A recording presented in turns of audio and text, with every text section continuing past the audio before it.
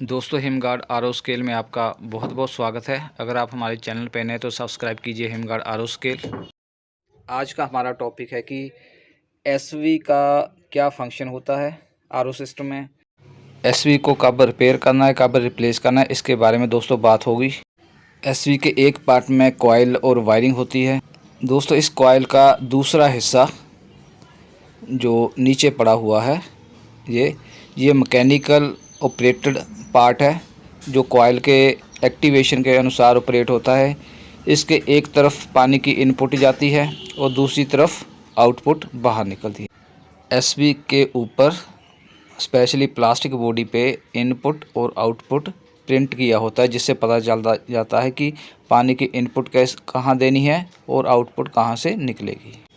SV की input carbon की output के साथ अटैच होती है और जो इसकी आउटपुट है वो आरओ पंप के साथ कनेक्ट होती है। दोस्तों जब 24 वोल्ट की सप्लाई एसवी को हम नहीं देते हैं तो जो कॉइल होती है वो डी एनर्जाइज हो जाती है और जो मेटल पार्ट होता है या सिलेंडर होता है वो इस एंड को कवर कर देता है जहाँ से पानी बाहर निकलता है। तो एसवी की पानी की सप्लाई बंद करने की क्षमता पूरी हो जाती है। अब जब एनर्जाइज हो जाता है एसवी तो वो सिलेंडर ऊपर को उठ जाता है जहाँ से पानी की सप्लाई आगे पंप को जानी शुरू हो जाती है। और जैसे ही 24 वोल्ट सप्लाई कॉइल को मिल जाती है आरओ फ्लोट के एक्टिवेट होने के बाद, तो जो लोअर पार्ट होता है सिलेंड्रिकल पिस्टन अरेंजमेंट का वो मैग्नेटाइज हो जाता है। मैग्नेटाइज होने का मतलब है कि वो ऊपर को पुल अप हो जाता है और जो गैप है होल का वो जनरेट हो जाता है, पानी आगे पंप को जाना शुरू हो जाता है।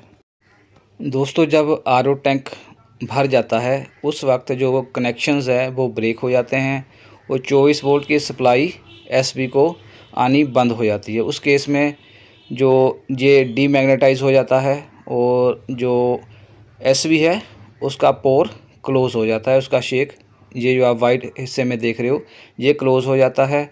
तो इसी वजह से पानी की सप्लाई एसवी बंद कर देता है। दोस्तों कई बार कनेक्शन कट होने के बाद भी, डीमैग्नेटाइज होने के बाद भी इसमें से एसवी में से पानी निकलता रहता है। उसकी वजह होती है डस्ट पार्टिकल्स। कई बार जो वाइट पोर्शन है वहाँ पे डस्ट पार्टिकल डिपॉजिट हो जाते हैं, जमा हो जाते हैं। तो वहाँ जो गैप जनरेट रहता है, जो सिलेंडर का बेस है और जो नीचे शेक है, तो उसी वजह से वो गैप की वजह से पानी आगे टिप टिप या ड्रॉप के रूप में आगे निकलता रहता है।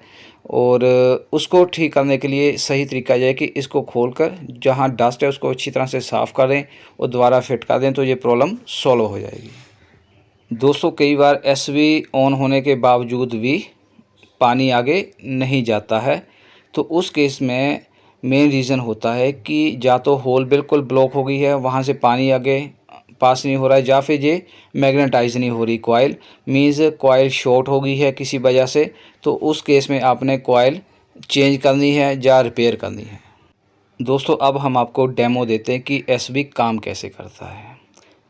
तो उसके लिए हम जो कॉइल है, कॉइल के अंदर स्प्रिंग और मेटल बॉडी या सिलेंडर कह सकते हैं वो रखते हैं। जो वाइट प्लास्टिक बॉडी है उसके अंदर जो शेक है वो हम इसके ऊपर रखेंगे। वाइट बॉडी को शेक 200 अलग अलग साइज़ के हो सकते हैं, सबके एसवी की अलग अलग मैन्युफैक्चरिंग होती है। तो आगे बढ़ते हैं। अब जो शेक हम वाइट पोर्शन है वो ऊपर रखते हैं। अब हम इसको मैग्नेटाइज करेंगे और इसकी मूवमेंट को आप देखिएगा कि कैसे मूवमेंट होती है एसवी के अंदर। तो चलिए एक बार आपको दिखाते हैं डेमो कर। अब हम इसको 24 वोल्ट के डीसी सप्लाई के साथ अटैच कर चुके हैं और अब इसको हम मैग्नेटाइज भी करेंगे।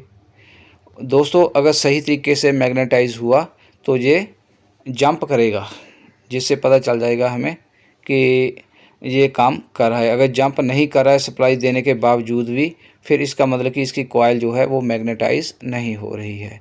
और कई बार ये भी होता है कि जो एसएमपीएस की आउटपुट है 24 वोल्ट है वो ही आउटपुट एसबी को नहीं पहुंच रही होती, तो उस केस में भी वो मैग्नेटाइज नहीं होता है। तो चलिए ऑन करते हैं एक बार और हम कैमरा करते हैं इसकी तरफ, एसबी की तरफ। तो जैसे ही आप ऑन करेंगे तो अगर इसने जंप किया तो इट मीन्स ये देखिए दोस्तों, अब जैसे ही जंप लगा अंदर की साइड तो वो गैप जनरेट हो गया, जो होल है वो उसमें से पानी आगे पास ओवर होना शुरू हो गया एसवी में से और आगे आरओ पंप को जाना शुरू हो गया।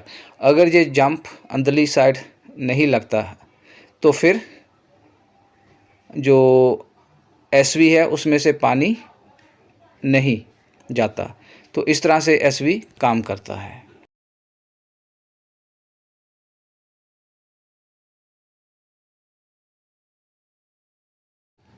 और जो मैकेनिकल मूविंग पार्ट है इसको भी आप साफ़ कीजिए अच्छी तरह से, सैंड पेपर यूज़ कीजिए ताकि स्मूथ हो जाए और जो मूवमेंट है वो प्रॉपर रहे। दोस्तों कई बार सप्लाई बंद करने के बावजूद भी एसवी में से पानी बाहर निकलता रहता है, जिसे हम लीकेज कहते हैं। उसकी वजह क्या होती है दोस्तों, काफ़ी टाइम बीत जाने के बाद एसवी के अंदर जो डस्ट जमा होती है उसकी वजह से जो इसके अंदर रिंग है और जो नीचे वाला पोर्शन है, होल देख रहे हो आप प्लास्टिक बॉडी में, उसमें गैप जनरेट होने की वजह से लीकेज शुरू हो जाती है। अब इसको साफ़ करना ज़रूरी है। अगर जो मूविंग पार्ट है, मैकेनिकल पार्ट है, इसको आप अच्छी तरह से साफ़ कर देंगे तो जो गैप है वो ख़त्म हो जाएगा और लीकेज नहीं होगी। सेकंड, जो ओरिंग है, ओरिंग अगर डैमेज हो जाए किसी वजह से तो किसी और एसवी का आप निकाल कर बदल सकते हैं। और आप देखिए स्प्रिंग के अंदर काफ़ी साल्ट सा जमा हुआ है, तो इसके साफ़ करने के लिए, इसको क्लीन करने के लिए आप ब्रश का यूज़ कीजिए और कम से कम साल में एक बार एसवी को खोलकर अगर प्रॉब्लम आती है तो चेक करके देखिए कि इसकी मूवमेंट स्मूथ है। अगर स्मूथ है ओके, अदरवाइज़ इसको जो डस्ट मड जो भी इसमें जमा हो उसको साफ़ कर दीजिए अच्छी तरह से और दोबारा फिट कर दीजिए, तो जो प्रॉब्लम आ रही है लीकेज की वो ख़त्म हो जाएगी। दोस्तों एसवी में कॉइल का ख़राब होना बहुत ही कम चांसेस होते हैं, लेकिन ये तब ख़राब होती है जब ये भीग जाती है। तो मेन रीज़न इसका भीग जाना या फिर ओवर वोल्टेज।